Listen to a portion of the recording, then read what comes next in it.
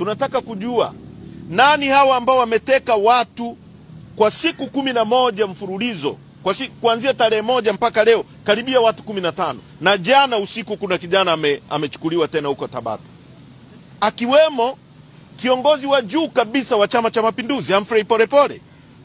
Na jambo la ajabu ni kwamba level ya unafiki, hypocrisy kwenye nchi hii ni ya hali ya juu sana, kwamba watu waliofanya kazi na Humphrey Polepole serikalini, CCM,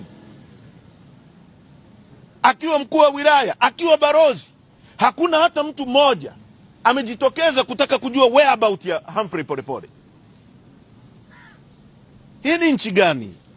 Kama a high profile person ambaye amekuwa mjumbe wa NEC wa CCM, amekuwa kiongozi wa kitaifa, mjumbe wa kamati kuu ya CCM, amekuwa barozi kwenye nchi yetu, ana kiapo cha nchi yetu, anapotea tu kama kuku. We mwandishi wa habari, una hali gani ukikosana na hawa watu wenye mamlaka? Mfanyakazi wa mahakama hapa ana hali gani? Mwananchi kule kijijini ambaye anaweza akakosana na mtu anayetaka kuchukua shamba lake kwa sababu ameona kuna dhahabu pale, na huyo mtu ana nguvu serikalini, anaweza kuamuru watu akateka, huyo mwananchi ana hali gani? Hatutanyamazia utekaji. Kwa nataka kutumia nyie niwaambie serikali, tunataka tujue hawa watu wanaochukuliwa wako wapi, na wajue kwamba hii nchi haiko in isolation. Haya mambo hayatanyamaziwa na hayataisha hivi hivi.